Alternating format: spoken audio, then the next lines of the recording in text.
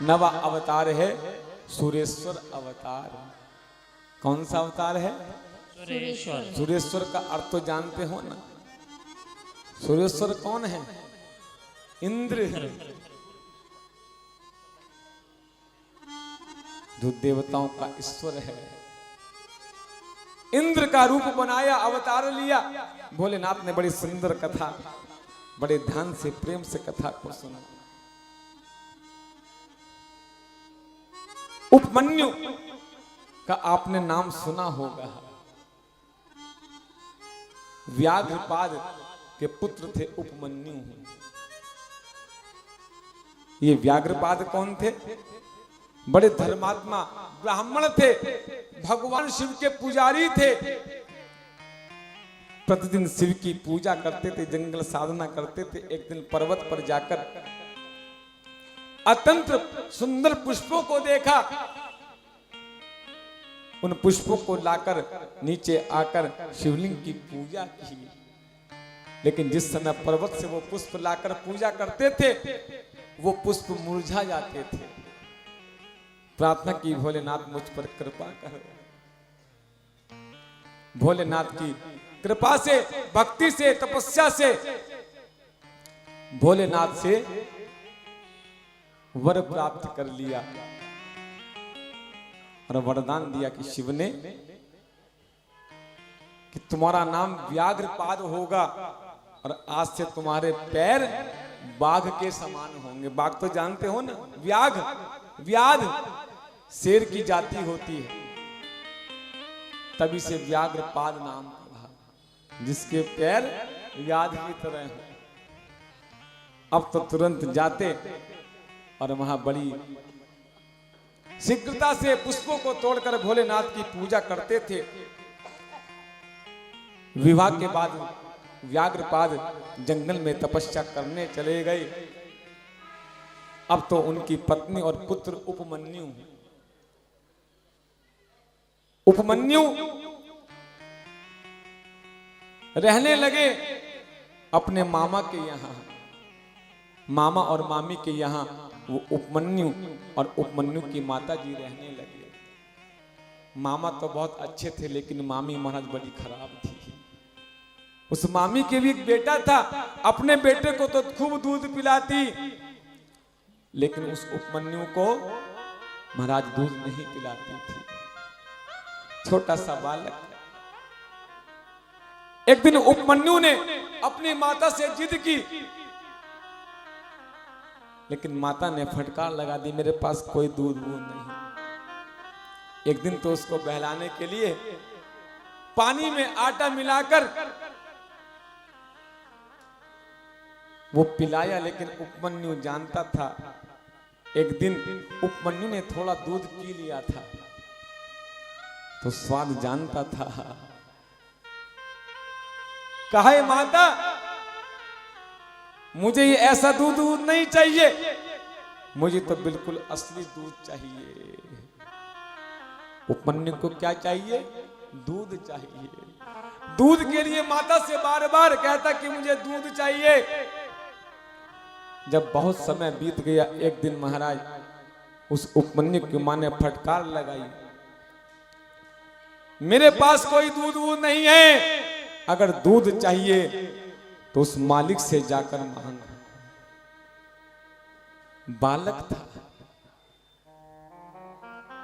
पहुंच गया जंगल में, किस लिए? दूध की इच्छा से कि जा, वो संसार का मालिक है, परमात्मा है, उसके पास दूध है, मेरे पास कोई दूध नहीं है।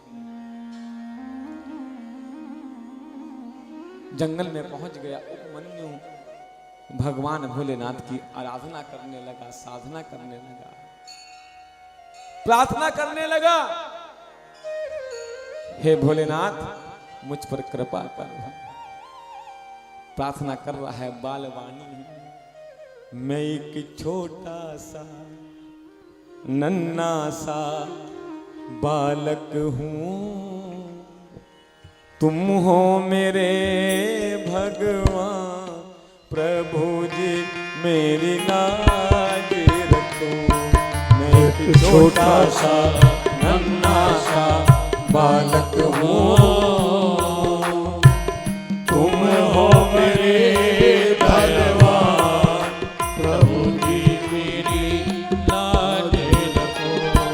मैं एक छोटा सा नन्हा सा बालक हूँ, तुम हो बड़े बलवान, प्रभु जी मेरी लाज रखो।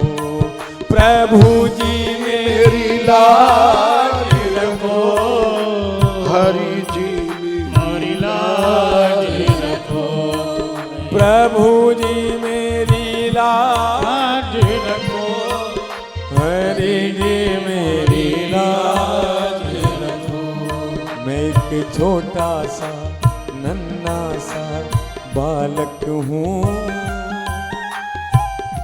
तुम हो बड़े बलवान, प्रभु जी मेरी लाज रखो। प्रेम भाव से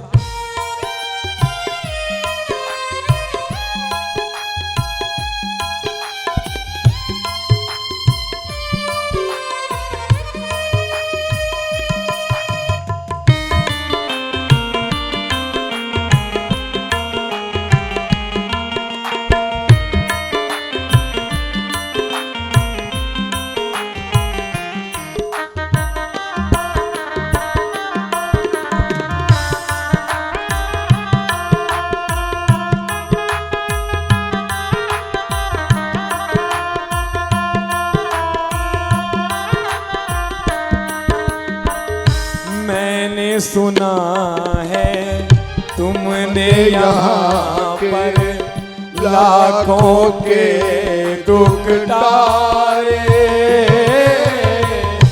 मैंने सुना है तुमने यहाँ पर लाखों के दुख टारे। मैंने सुना है तुमने यहाँ पर लाखों के दुख टारे। मैंने सुना है तुमने यहाँ पे लाखों के दुख टारे। मेरा भी दुख टारो तो जानो, मेरा भी दुख टारो तो जानो, मेरा भी दुख टारो तो जानो, मेरा भी दुख टारो तो जानो। तुमको डमरुआ मैं छोटा सा नन्हा सा बालक हूँ, तुम हो मेरे भगवान, प्रभु जी मेरी कृपा करो। छोटा सा नन्हा सा बालक हूँ, तुम हो मेरे भोलेनाथ, प्रभु जी मेरी कृपा करो।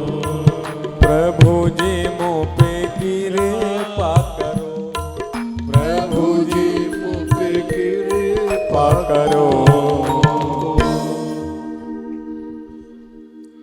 जिस बालक को माता ने घर से बाहर निकाल दिया जा, भगवान भोलेनाथ की जैसे प्रार्थना की, प्रार्थना को सुनकर उस बालक की परीक्षा लेने के लिए भगवान भोलेनाथ इंद्र का रूप बनाकर पहुंचे। बोले बालक बता तुम्हें क्या चाहिए, मैं सब कुछ देने में समर्थ हूं, इंद्र ने कहा। लेकिन बालक ने मना कर दिया कि मैं केवल शिव का पुजारी हूं और मैं किसी का भी पुजारी नहीं हूं, मुझे तुमसे कुछ नहीं चाहिए, भाग जाओ यहां से। बड़ी निंदा की इंद्र ने शिव की। शिव के पास क्या है जो मेरे पास है वो शिव के पास नहीं। मैं तुझे सब कुछ दे सकता हूं जो तू मांगना चाहता है। तभी बालक ने कहा शायद तुम जानते नहीं हो, तुम भोलेनाथ को जानते नहीं हो। मेरे भोलेनाथ के बारे में ऐसे शब्दों का प्रयोग मत करना। तुमने शायद सुना नहीं कि हर गुरु निंदक दादुर होई, जन्म सहस्र पावतनु सोई। जो शिव की निंदा करता है, शिव पुराण की निंदा करता है, हर की निंदा करता है, गुरु की निंदा करता है, उसको अगले जन्म में क्या बनता है? दादुर। जन्म सहस्र पावतनु सोई। सहस्र वर्षों तक मेंढक बनता है हर गुरु निंदक। जैसे बालक की बातों को सुना, उसकी बातों को सुनकर मेरे भोलेनाथ इंद्र का रूप त्याग कर साक्षात स्वयं भगवान भोलेनाथ प्रकट हो गए।